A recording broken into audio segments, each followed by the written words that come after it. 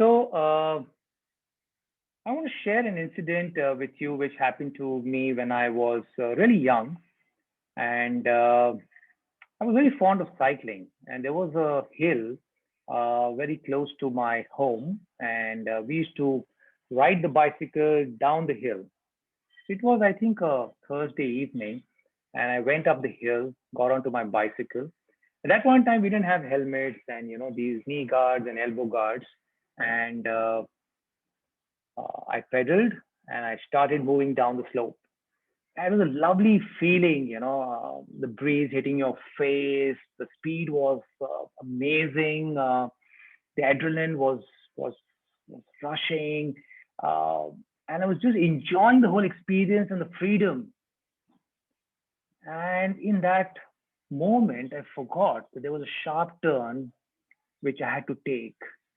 And it was a little too late for me to turn, and I went and banged against a wall and I collapsed. My heart stopped beating.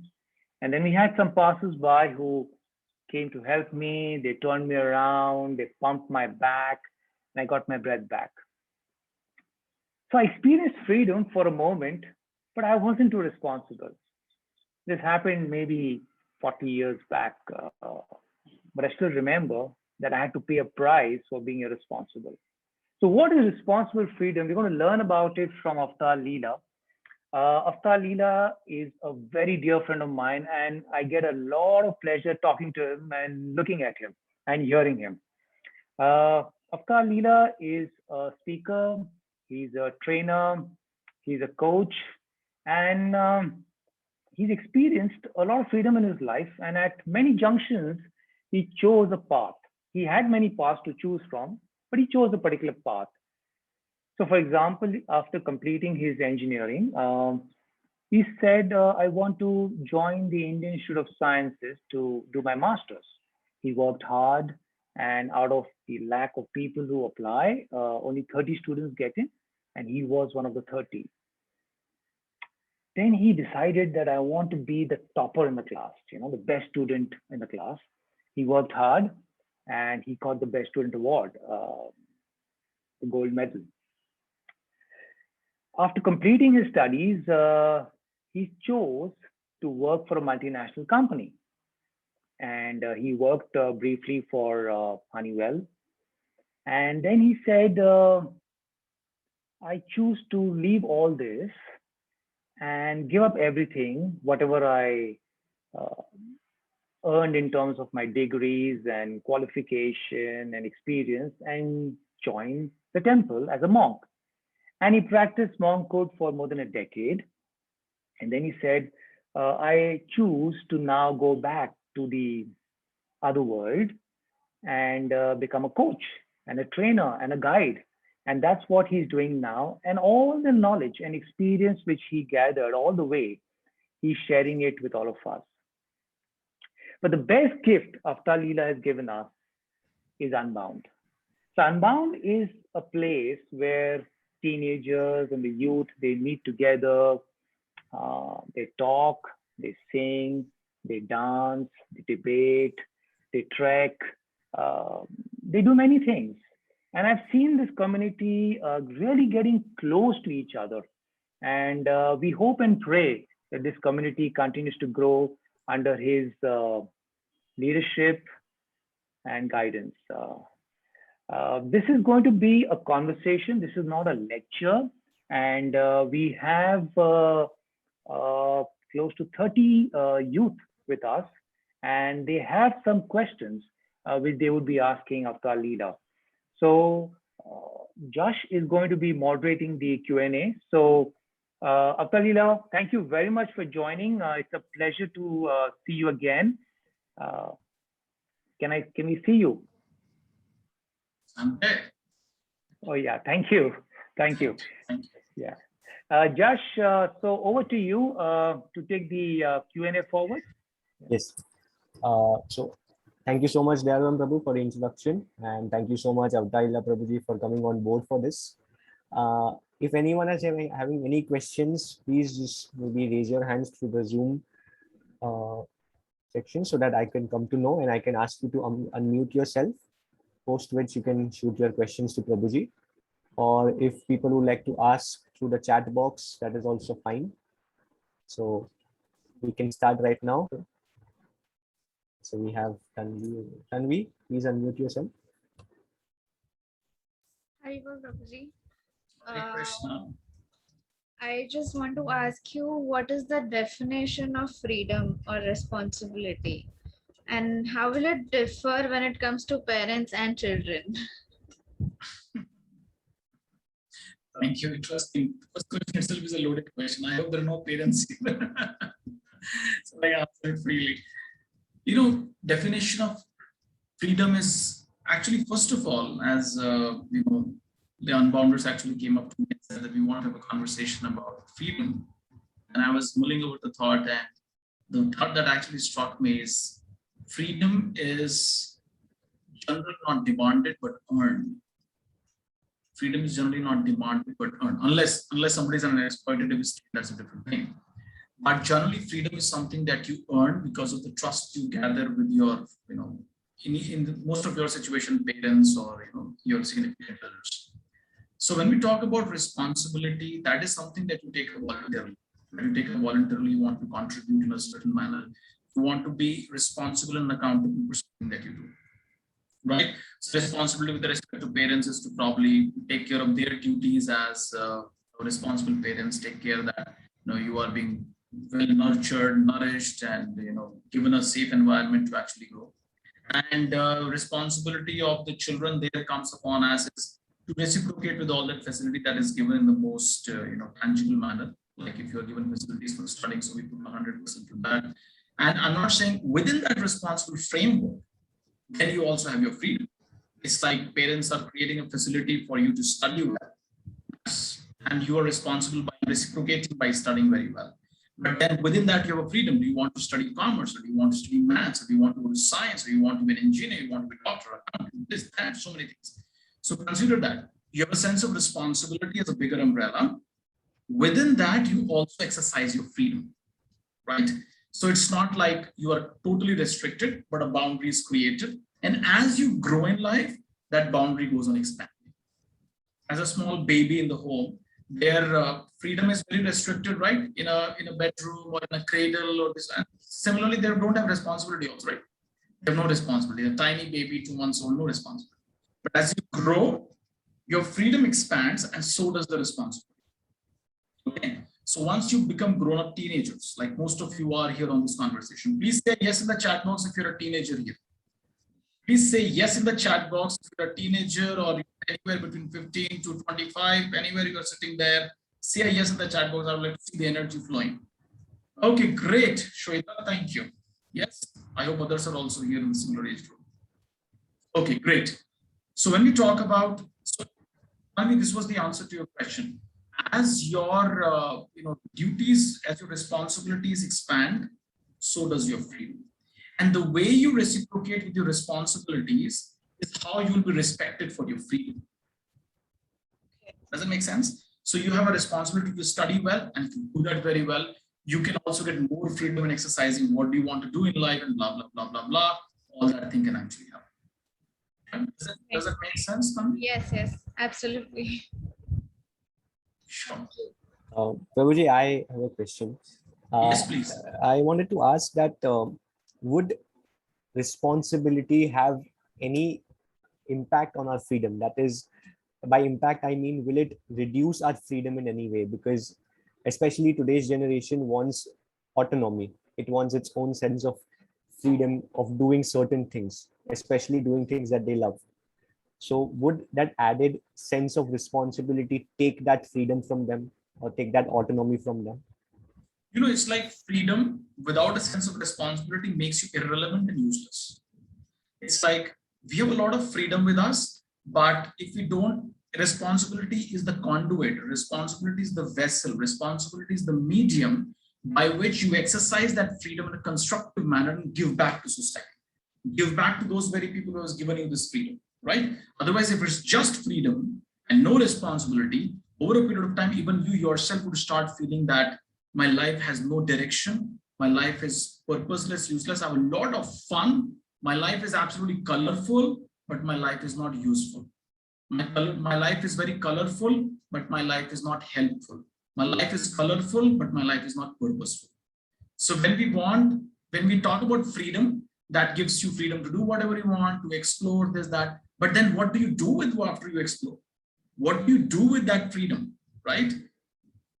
That actually, responsibility is the harness that makes your freedom valuable, that makes your freedom a tangible contribution to those very people who have given you that freedom, right?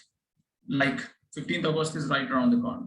So when we talk about freedom, the India got the freedom. So after India got the freedom, freedom fighters got freedom for India and all that stuff. After that, it was not like, okay, now chill, sit down, relax, there's nothing more to do. Now there is a big responsibility to work with the freedom that they have got to make it more meaningful, to make the country more responsible, to make the country more stronger, right? So, like sometimes you have seen these helium balloons, like they have these huge, I don't know, during COVID time, we don't have gatherings, but otherwise you have these big helium balloons. And there is a strong cord that connects the helium balloon to something stationary, something stable on the ground. Freedom is like that helium in the head. If you helium in the balloon, it helps you float up. It helps you get better vision. It helps you get better, perspective of things around you. But that rope is like the responsibility.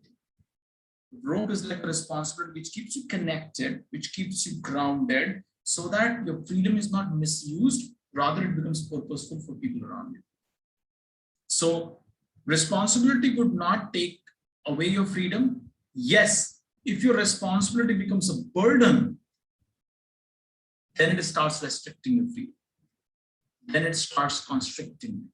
Then it becomes a burdensome thing. So there is a fine line between responsibility and burden. And if we traverse that fine line properly, responsibility and freedom, both of them grow together. Yeah. Yeah. Yes. Just to a follow-up question, Prabhuji, how will you that boundary between freedom and burden? How will you define that? Sorry, responsibility and burden. How will you define that? Responsibility and burden. Burden is always thrown on you. Responsibility is picked up by you. I'll repeat this. Burden is imposed on you. Responsibility is picked up by you. Responsibility is voluntary. Burden is victimizing. So you have to actually think, is it circumstances which are forcing me to do this? Or am I choosing to do this? Is it people who are forcing me to do this? Or am I choosing to do this? Right? So wherever there's an element of choice, we're talking about responsibility. But when that choice is taken away, it becomes a burden. Yeah. And the choice is nothing but freedom. Yes? Okay. We have a few more hands up. It was so nice. Even the Alaram Prabhu said that I'm a teenager. Yes. Thank you. Both of us at heart are teenagers. Yes. Thank you. We got Sweta Mahesh over here. Okay. Hare Krishna, Prabhuji. Hare Krishna. So when excessive freedom is given to us, how do we keep up our responsibilities? Good question. It's like, consider responsibility and freedom like a nice sweet cake versus some, bitter gourd in your food or some Karela kind of thing in the food. Both of these things tend to balance each other. See, remember one thing very clearly. Anything that goes to extreme, whether good or bad, will backfire. Whether it is freedom, going to an extreme will backfire. Too much discipline, going to an extreme will backfire. Too much independence, going to an extreme will backfire. Too much sense of responsibility at an early age would backfire. So when we talk about, if you're experiencing that you're getting excessive freedom, surrender that freedom. If you have that situation, tell people that I don't need so much of freedom. Put some guidelines for me. Otherwise, I'm not able to handle it. Right? Just like a small child, suppose he's given some medicine. So you very, diligently control the dosage amount that the person actually can handle, right? He can handle probably half an mg or something like that. That's the capacity that this child can actually handle. The more you give, it, instead of recuperating the child will actually get more unhealthy, gets more diseased. So if you're experiencing that the freedom that you have in your life is working against you, Go back to the very people who have given you freedom and say that probably I don't deserve so much freedom at this stage. Maybe I'm not able to use this so much of freedom at this stage. It would be good if there is more sense of discipline in my life so that I can strike a balance between constructively utilizing my freedom and the sense of responsibility. Does that answer your question, Shweta? Yes, Prabhuji, I have one more question from this. Yes, please. So how to calculate whether I have excessive freedom or the freedom given to me is in the correct amount? Great. Before you go to bed every single night, all of you youngsters around here, just do this one exercise. Look back your whole day and ask yourself, did I spend my time worth? The things that I did today, did that build me up or did that suffocate me? Did that actually destroy me? Can I be proud of how I spend the day today? Would I like to spend another day the way I spend the day today? The answer would actually speak volumes about how you're exercising your freedom. If the freedom is being misused, your own conscience will actually say, no, you didn't do a good job. You probably could have used it more constructively. Your to-do list is still a lot of pending. There are a lot of things which you were supposed to do, but you didn't land up doing it. That means we're actually misusing freedom. Let me give you a very simple example. As Nelran was actually mentioning about his childhood, let me tell you a story from my college days.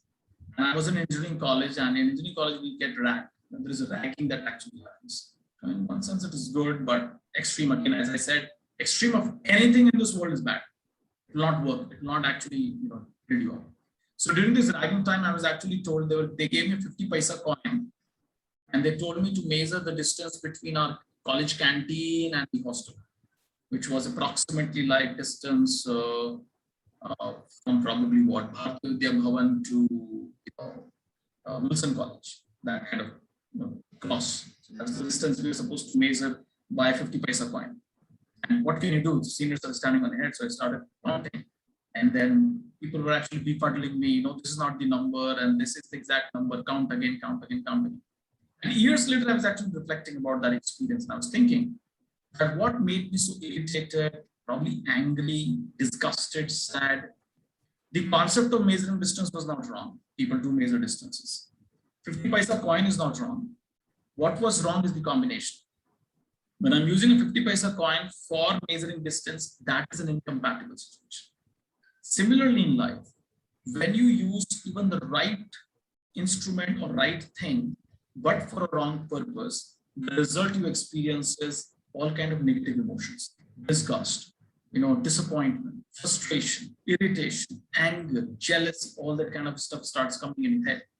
Ask yourself this question. If after exercising the freedom I get, am I filled with positive emotions of gratitude, satisfaction, humility, integrity, compassion, kindness, generosity, or am I being filled up with wrong, negative kind of emotions of competition, jealous, envy, self-hatred, lack of self-love, and all these kind of things are coming? Probably I'm utilizing the freedom that I have has been given to me in a wrong manner or for a wrong purpose. So your own mental state would actually be an indicator of whether you are using what you have got in the right context or it is being misused. Does that answer your question, Shweta? Yes, Prabhuji, thank you. Thank you, Shweta, for asking the question. We've got Sarvesh Pandey over here. Okay. Hare Krishna, Prabhuji. Hare Krishna. Yes. My request, if those of you are asking questions, can you keep your videos on? It will make the conversation more live. If it's unless you're munching on your burger. That's also fine with me. Yes, Sarvesh, go ahead. My question was, due to generation gap, responsible freedom could also be seen as an act of rebellion, or it may be unacceptable by the next generation or people around us who may be older to us, who have seen things in a different manner. How could such a situation be tackled where we do practice our responsible freedom also, and how we can make others understand that this is not an act of rebellion? Great, very thoughtful question. Thank you. Very thoughtful question. See, two things come to your. I would like to. First is there are three kind of things in life. Always remember. Make a note of this. Those of you are there. Make a note of this. Things that you like to do, things things that you have to do, things you are asked to do. Things which you like to do creates inspiration. You feel great about life, you feel happy, you feel fantastic, euphoric. That is things you like to do. Things you have to do creates a sense of responsibility. Fine, I'm supposed to do this and I'm supposed to do that, I'm supposed to do that. Things that you're asked to do because of your certain talents and skills actually creates a sense of contribution. You actually help other people's lives become better. That's what you do when you're actually investing time in things that you're asked to do. Suppose you're asked to take maths tuition for 7th graders in your building. You're actually adding value to their life. That creates a sense of contribution. So in life, you will have, it's like, you know, you go to a restaurant and you have like a plate, you're like the main pizza, and then there is some, what do you call it? Mayonnaise, cheese, or whatever, you know, all kind of sauce and Szechuan and whatever, blah, blah, blah, whatever you all eat. This is all like, have to be present for making the preparation very delicate. Imagine ice cream, right? Sarvesh, what is your favorite ice cream flavor? Favorite ice cream? Yeah? It's Sitafal. Sitafal, okay, great. So imagine from tomorrow onwards, we say, Sarvesh, morning half kg Sitafal ice cream, afternoon 1 kg Sitafal ice cream, and night you get 1 kg Sitafal ice cream. That's your meal for next 1 month. 3 days, Sarvesh, would you even look at Sitafal ice cream? Definitely not. You're like, oh my God, it's like traumatic. It's like mental trauma. It's like, oh no, I can't handle that, right? Similar to life, many times people who don't have a sense of responsibility often lead an extremely boring life. Why? Because when you have only things that you like in your life will actually be extremely boring. This is a research. This is a research that I'm actually talking about. When you have only things that you like to do, your life will land up being very boring and useless. Like nobody is asking you to do something, blah, blah, blah. Now, having said that as a context, the second thing I wanted to make, and then we'll bridge these two. When you talk about parents and generation gap, what's actually happening is not difference in intention, difference in communication styles. That's what is happening there. Like for example, let's take an example. You take an example of a 14-year-old boy or a girl who is studying in their 9th standard, 10th standard, whatever, and they have to discuss their career plan. Now, parents have one view and the kids have another view, right? But if you look at the intention, neither the kid wants to be a failure in his life, right? Kid doesn't want to be a failure in his life. Neither the parents want the kid to be a failure in life. Both of them want kids to be successful. That's the common ground. How you want to be successful is where they differ. Parents want them to be successful by becoming a doctor, and the boy wants to be successful by becoming a YouTuber. And parents can't even connect to what's a YouTuber, what's an Instagram influencer, how do you make money by making a video, man? Just can't settle. Open a clinic, we'll get you a clinic on better road, just become a dentist or an ophthalmologist, whatever. Just do something tangible. Now they're speaking from their frame of reference. The child is speaking from their frame of reference. It's like, Sarvesh comes to me and says, I'm not able to see clearly. Can you help me with the specs? And I remove my spec and say, okay, Sarvesh, take them and use it. I've been able to see with these specs so seamlessly for so many years. It will work for you. And Sarvesh puts it, and his vision becomes even more blurred than without the specs. It's like, oh my God, I can't even see anything. Why? Because the specs are not tailored for his needs. Now I may shout at him, Sarvesh, you must be faking it. It has been working for me for the last 20 years. That may be true for me, but that's not true for him. His situation is absolutely different. He needs a different kind of specs to be able to see properly, right? So here is the children need to understand where are the parents actually coming from? What's the perspective they are expecting? What's the perspective they're actually coming from? And even if you have to question people, don't question their intentions.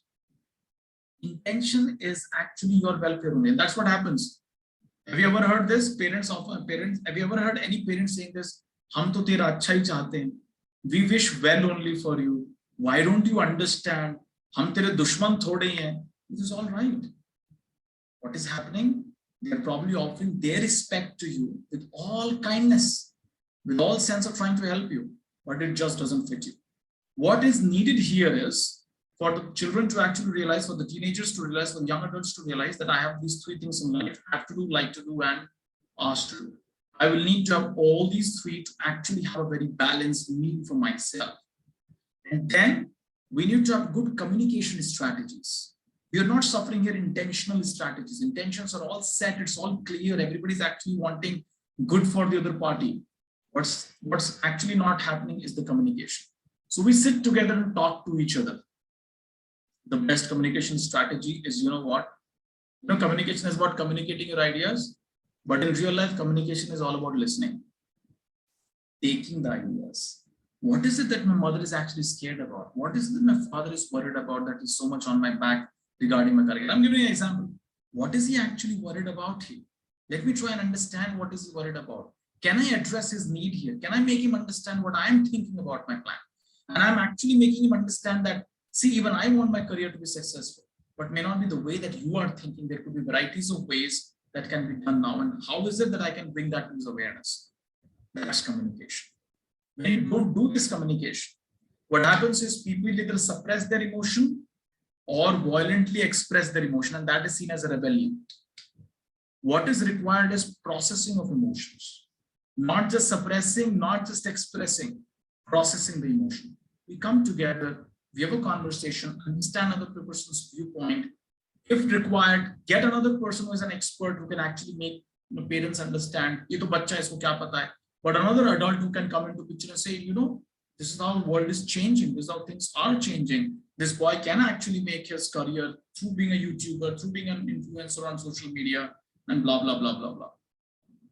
Right? Like when we were growing up, and Dalgram who can say yes to that. When we were growing up, the options were doctor, engineer, lawyer, chartered accountant, or maybe have a shop, or you just sit home. Nobody had ever thought that you could be actually making money through digital marketing.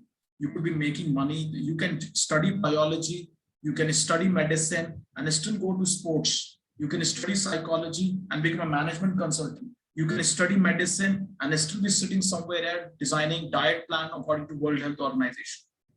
The way careers have exploded. I'm just giving an example. What happens is many times we look from a very tunneled vision because of lack of awareness. But if we expand the awareness of individuals, they get a better vision, and there are good chances that you can actually come together for a consensus. Does that answer, Sarvesh? Okay, so we've got Prakriti over here. Hello, Hare Krishna. Hare Krishna. So my question is, how would you explain the relationship between love and freedom? Beautiful question. Love cannot thrive without freedom. It's like relationships in life, whether it's any kind of relationship, they're like a bird in hand. If you hold it too tightly, the bird will suffocate. And if you just open your palm, the bird can actually probably fly away. What you need is a balance, right? There cannot be love without freedom. Like you can't force somebody to love you, right? You can't go and put a gun on someone's head and say, I love you. Say that. You may say that or she may say that, but that's not love. So love, the background on which love actually develops. If love is a plant, freedom is the soil, right? If love is fragrance, then freedom is the air, right? If love is light, freedom is fire. So love and freedom are always together intertwined. And interesting thing is, when you start seeing that your freedom is getting restricted in a relationship, you will also see that love starts evaporating from the relationship. Love starts disappearing from the relationship. Control starts replacing love. Freedom starts disappearing from the relationship. So love and freedom are like inseparable. One feeds the other. Right. Yeah. That makes a lot of sense. I have another question. How do you know if the person in a relationship is giving you freedom, or is it just apathy? Are they giving you freedom, which is in disguise, or it's just ignorance? That was Good question. Good question. When this is a very interesting thing. It works with relationships everywhere. It works with all kinds of relationships. But see, when someone is giving you freedom, they don't disrespect you. When someone shows you apathy, they neglect you, they disrespect you. Just like you have line of control, there is line of respect in relationships. So intimacy doesn't mean that people start disrespecting each other. Love thrives on freedom. You give freedom for the sake of actually acknowledging and respecting the other person's existence, independent of you. It is not dependent on me. That life, the person's life is not just tied around me. They have their own life, they have their own choices, opinions, views, and love always has to be voluntary. It has to be volition that actually people make a choice to. So when people start disrespecting you in a relationship, that's a clear indication that it's going towards apathy. It's no more love, it's no more freedom that it is seen, but Right. actually they're mistreating you, they're isolating you, they're neglecting you, they're disrespecting you. Love is already evaporated, and so that's not freedom, that's actually neglect that's happening. That was a beautiful answer. Thank you. Thank you, Prakriti. Thank you so much. We've got Tanvi once again. Okay. Again. So I just wanted to know if we misuse our freedom ever, or are not able to take care of our responsibilities, is there any way we can gain the trust of our near ones or dear ones, and how can we do that? Again, like, probably sometimes it is intentional, sometimes it's out of aggression or many more reasons, but is there any way we can come back to our Good question. I mean, good question. Sometimes when you all might have experienced that you have blown up on your parents, or you have spoken something harsh to your parents, or whatever. Now, many times a bad behavior, ask yourself, was that intentional or situational?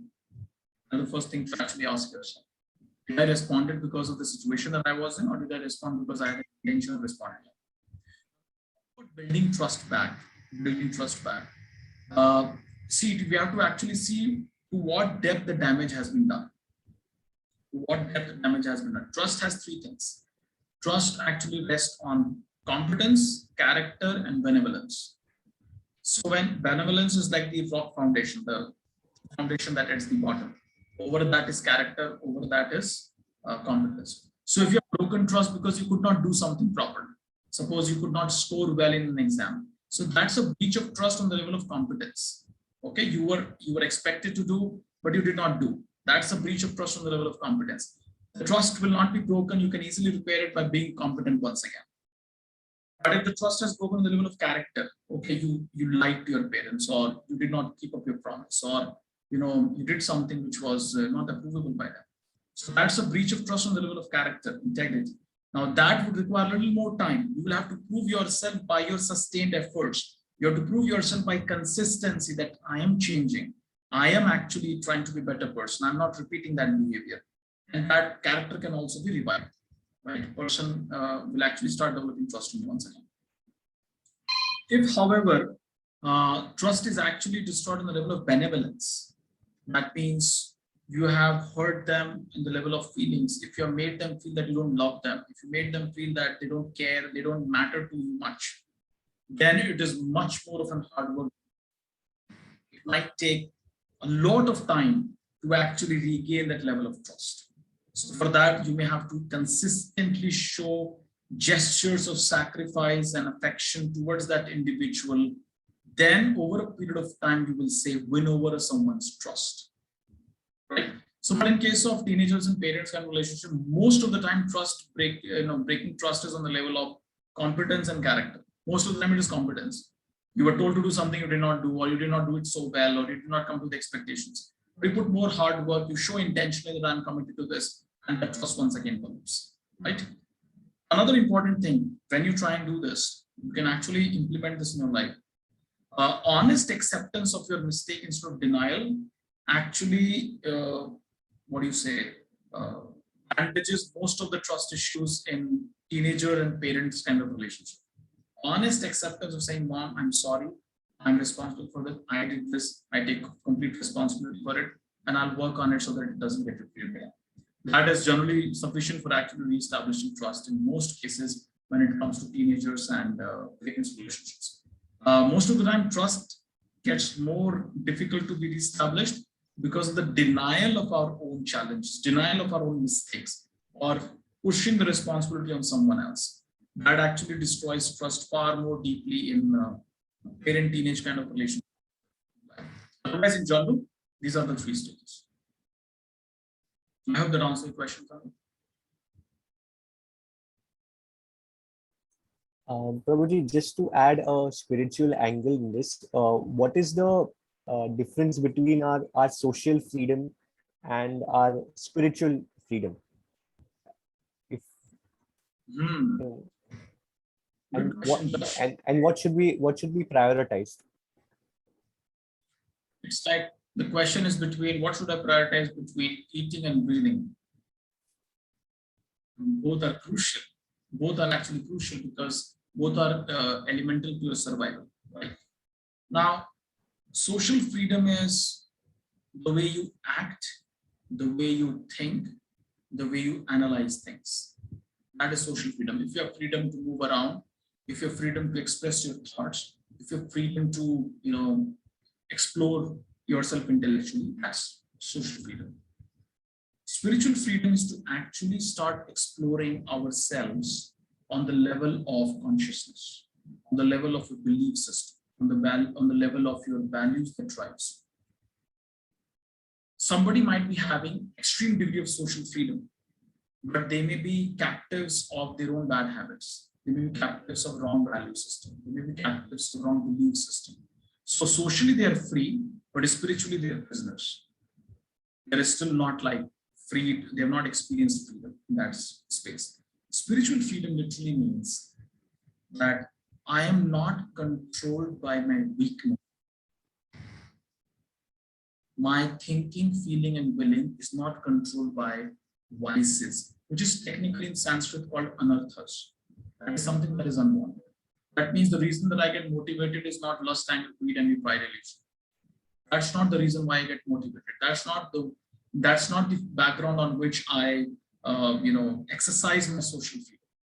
So when you have social freedom, but you lack spiritual freedom means freed from the vices. When you lack that, even the social freedom actually works against you, or you may not be able to utilize it for constructive purposes. But when we have worked on ourselves, when we've gone through a process through which we are actually experiencing spiritual freedom, and I'm not indulging in something just because I have to, just because it's very impulsive, and my impulsive nature actually starts disappearing. That's the time you start experiencing freedom on a spiritual level. That means you start experiencing the spiritual dimension of your life. You're no more being controlled by the vices in your life. You're controlled by much deeper values that drives. So both are very crucial. However, different people start accessing that freedom at different stages in their lives. Right? Social freedom can start very early for people. Spiritual freedom can come a little later. Like all of you might have heard those Maslow's hierarchy, right? So Maslow's hierarchy initially is all food, clothing, shelter, this, and then eventually we talk about spirituality, we talk about impact, we talk about contribution and things like that. Right? So both are crucial for our overall goal. But when do each start? That could be different for different people. That was great, Prabhuji. Thank you. Thank you, Josh. Thank you for a nice question. We've got Sarvesh again. Okay. Yes, Ruji. My question was most of the times in life, to get freedom or independence to do something, or it could be even a collective freedom, an act of collective freedom where a group of people want freedom towards something. It requires a certain level of courage to take that step, to be able to even strive to get that freedom.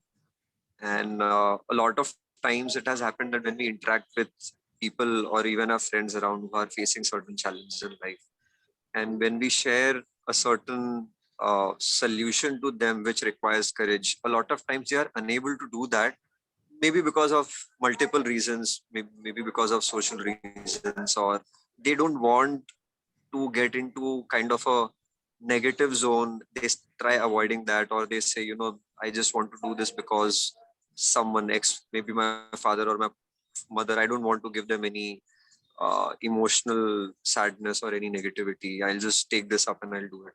So what I feel is that a lot of times what happens is we are just trying to get the freedom in mind, but we are unable to actually get that in real life.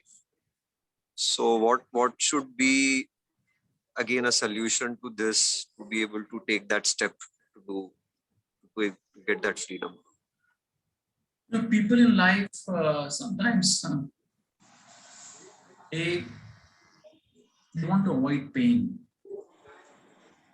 But what happens is you don't grow without pain. Right? Yesterday we had Neeraj Chopra get the gold medal. Yeah.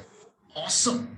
Like everybody's clapping, everybody's giving, prizes, and everybody's wooing for him.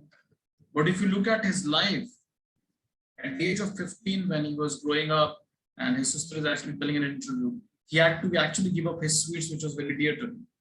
Now, for a 15-year-old, that was very painful. But he knew that if he has to achieve something, that pain has to be endured. And what about the workout? What about several hours of several days and probably years of workout that he has put up into just throwing that one javelin thrice or 4 times to a certain distance, right? Now, I'm setting a context here. As you said, getting freedom in life might involve some unpalatable dealings or some painful experiences. But if you understand what does that really values for me, we would be willing to go through that pain.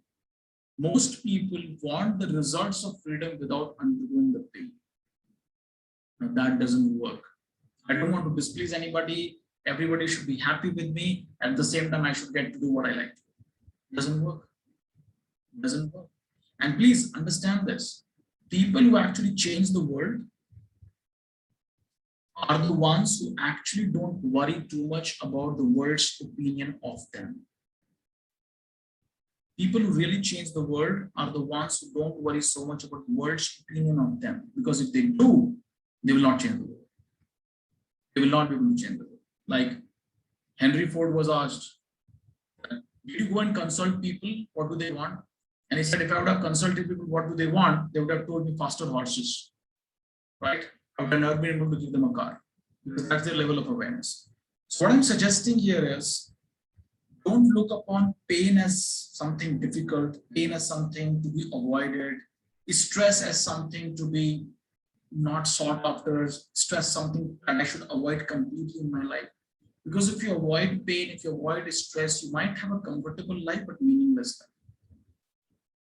Any kind of meaningful life. So if it is painful to talk to somebody and talk about your needs, talk about interest, otherwise it's a choice you are making. Either I go through that pain and get my freedom, or I remain unfinished like a masterpiece, right? Unfinished job, like a sculptor being unfinished. That's a choice. And both the choices will have its consequences. So ask yourself, is my comfort more dear to me, or is my freedom more dear to me? What is it that actually I'm actually vying for? And that question could be very individual salvation. That question will be very, very individual for everyone. And we can't force everyone to fight for their freedom. Sometimes people just don't have that courage and ability to face the pain. Right? Some people can stand for their freedom, and that's what the world actually, at the end of the day, salutes also. That requires pain.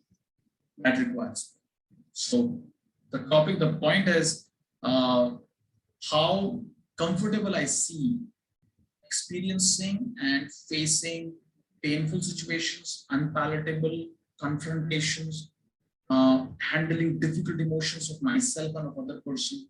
All these are like prices that we pay on our journey for freedom. Right? Like Balram was saying initially about my conversation about freedom, that I was studying here and then I became a monk and then I again moved on and on. These are not easy things. It's like so much emotions are charged all around. All that kind of stuff, right?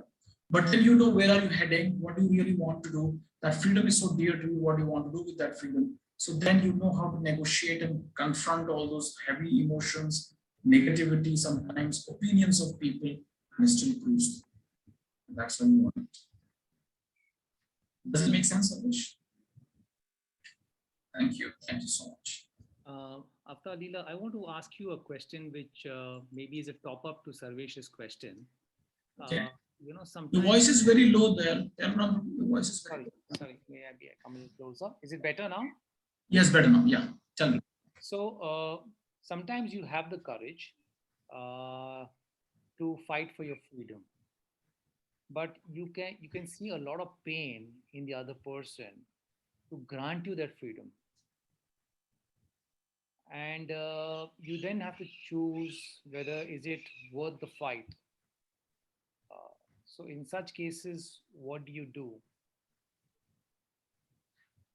See, when you see that, if I understand the question correctly, if I see that if I demand my freedom, that will cause a lot of pain to the other person, is my freedom worth the pain that I'm creating to the other person? Yeah. We actually have to see what is the context of that freedom. What am I actually planning to do with that freedom? Let me give an example. A young boy, 22-year-old, clears NDA, wants to go to the army. Mother is crying, father is crying, so much pain is being created, but this gentleman goes, right? Because he knows with this freedom, I want to do something worthwhile with my life. Just give an example. Now, when you do that, when you know that this freedom will be constructively utilized, the very people whom you cause pain to eventually will become proud of you. Eventually become proud of you. Now, many times when we demand freedom just for the sake of comfort, then causing pain doesn't make sense. But if that freedom demand is for a purpose, then that pain will eventually translate into pride. Oh, we are proud of this boy, we are proud of this gentleman, we are proud of him, we are proud of that, right? So we have to actually self-analyze ourselves. Why am I demanding freedom? Is it for me or is it for something greater good? Is it selfish or is it to expand my contribution? Is it just for me or am I talking about something bigger here that I want to contribute? If that is the intention, that pain will ultimately translate to pride. Thank you. Thank you. Thank you. Prabhuji, can we take more questions? There is one person in the crowd. Maybe a couple. Okay. There is Sweta Mahesh again. Okay. So, Prabhuji, is there any connection between freedom, responsibility, and success? If I understand you correctly, you're asking the question, is there a connection between responsibility, freedom, and success? Yes, Prabhuji. Okay. See, responsibility, again, as I said, is something that you do for the world. It's the way you actually contribute back. Freedom is something that you earn. Once you increase your sphere of responsibility, your freedom also starts expanding. When you talk about success is very, it's more external in the sense. It's like how the world perceives you as. How the world actually perceives you as. Now, if you take care of responsibilities very well, if you are using your freedom also very well, you may or may not be successful in the eyes of the world, but you will definitely be satisfied in your own eyes. Let me give an example. Like you have carried out your responsibility studying very well. You have used your freedom also very well by putting number of hours in studies. Doesn't necessarily mean that you will be able to top in the NEET exam in India, or you'll become AIR1 in JEE. That's not the success that you may or may not get it. You may or may not get it. But when you exercise your responsibility and freedom judiciously, you will be contented and satisfied. Success overall, how it is perceived by the world, would depend upon many other factors. Why am I saying this is because many times youngsters feel, oh, I worked so hard, but I did not crack the exam. I worked so hard, but I did not top the exam. I worked so hard, but blah, blah, blah. But understand that for cracking a position, getting certain kind of accolades in life, success, hard work is just one element apart from many other. You did your part, but there are many other elements which are also required for success to happen. Right? Yes, if you're responsible, if you're freedom, your chances for being successful gets enhanced. your chances of becoming successful becomes much better. Right? Does that answer the question? Yes, Prabhuji, thank you. Thank you. Thank you so much. Over to you, Josh. Prabhuji, Prajwal Khedkar has a question right now. Okay. Please, Prajwal, please go ahead. Hare Krishna. So my question was, what makes a freedom change into a advantage, and how do we stop being irresponsible in such cases? Okay, how does freedom becomes an advantage? How you start taking response, you start stopping yourself being irresponsible. It's again the same kind of question. I think somebody has asked this question earlier also. When does freedom becomes access? When does freedom becomes too much? See how it is impacting your overall quality of life. Is it building you up or is it depleting you? Are you becoming a better version of yourself, or are you going down in your whether academics, whether your work responsibility, whether your relationship, whether your behavior? If that is happening, if you're going down in your performance, then probably we are misusing the freedom. We're taking advantage of that freedom, right? So freedom has to be always utilized in the proper context. See, what happens is when people get excess freedom, they also start finding justification for misusing that freedom. You need to be very honest with yourself. No one can cheat their own conscience.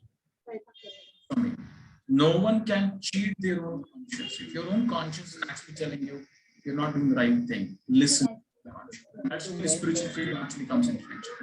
To the degree you are also spiritually very aware, getting free from these vices, you will actually see that you exercise your freedom in a very responsible way. Does that make sense, Prajwal?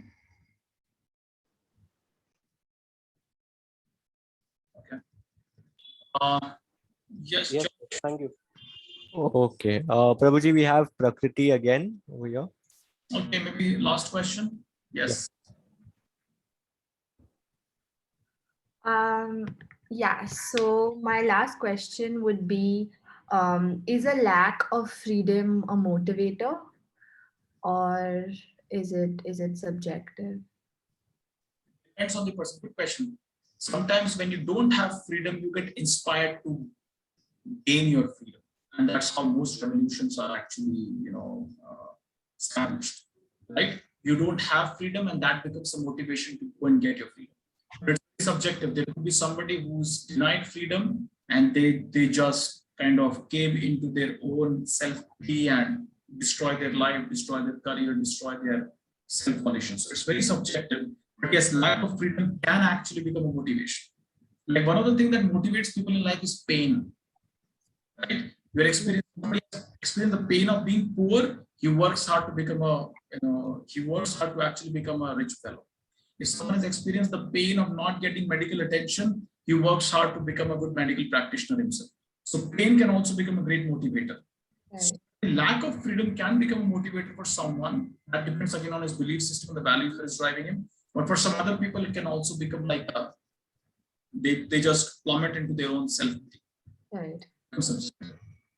That makes sense. Thank you so much. Thank you, Prakriti. Thank you all very, very much for bringing me here in this conversation. Okay, so I guess that is it. Avtai, everybody, thank you so much for this amazing session. Even though we are getting some sort of relief these days from COVID, things are opening up, but still we need these kind of conversations. We need these kind of sessions to be mentally healthy. So thank you so much, Prabhuji, for coming on board. And thank you so much for doing this. It means a lot to us. And we hope to have you soon once again on this platform, or even physically later on whenever it's feasible. Thank you so much. And everyone, Prabhuji's Instagram page is posted on the chat box. You can follow him over there. He posts some really relatable content. And also our youth community Unbound's Instagram page has now been posted on the chat box. Would request all of you to please follow us and like our content. Thank you so much once again for attending this session. Thank you so much for all of your questions. And thank you so much, Prabhuji, for answering them in such an amazing and comprehensive manner. Thank you so much, Prabhuji, and we hope to have you soon once again. Thank you. You. Thank you very much. Have a great time. Hare Krishna.